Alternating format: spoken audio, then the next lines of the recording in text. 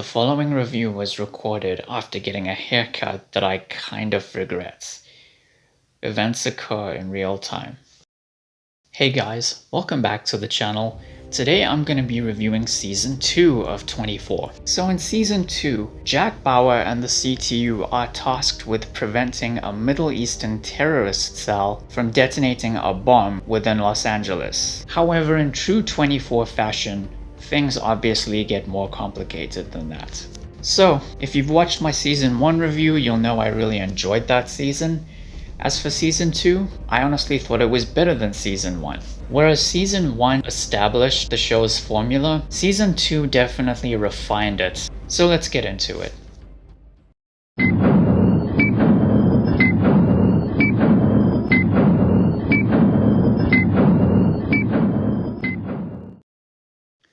So first of all, I really appreciate the bigger scale of this season.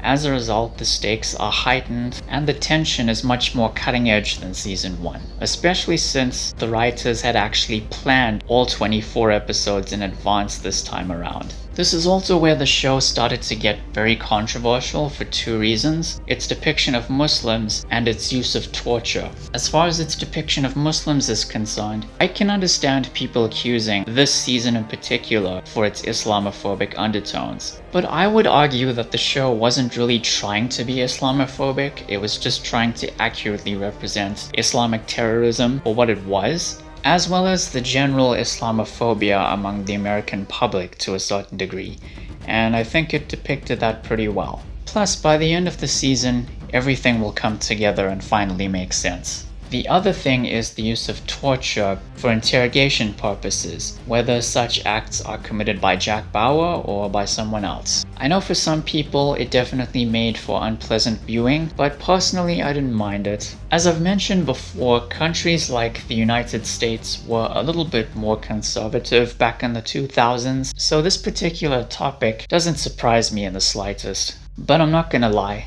Out of all the seasons on this show, Season 2 easily had the most amount of torture in it, and it did make for some intense viewing at times. As far as the characters are concerned, Jack Bauer is now retired from the CTU after the events of Season 1, but a series of events convinces him to get back in the saddle.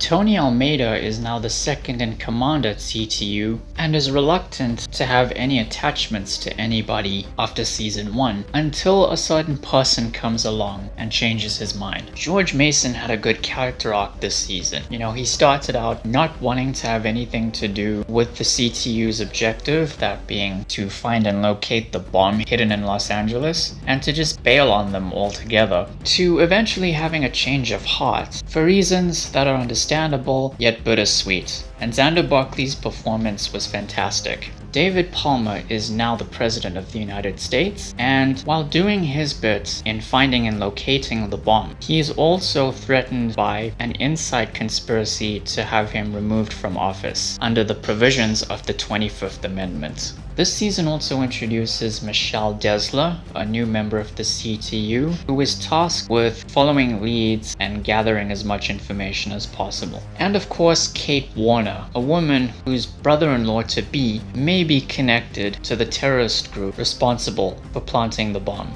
As a 24-hour story, this season definitely feels different to that of Season 1, because while Season 1 started around midnight, Season 2 starts out early in the morning around 8 AM. And the season ends on a really cool cliffhanger that may not amount to much now given how the show played out from this point onwards, but on its own, it's actually quite effective for any TV show.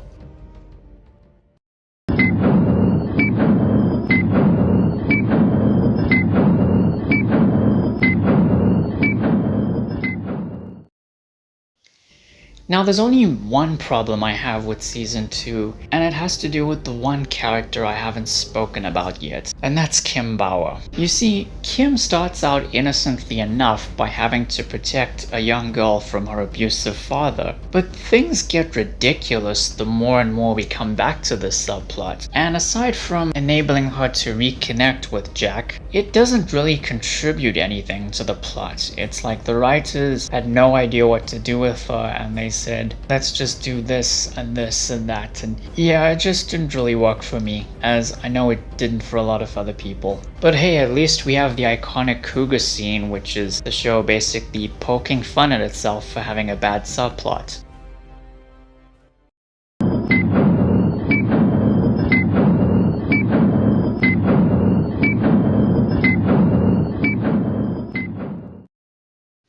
So yeah, those are my thoughts on Season 2 of 24. Next time we're gonna look at Season 3. So thank you all for watching, guys. Please be sure to like the video, share it and subscribe, ring the bell, take care, and I'll see you soon.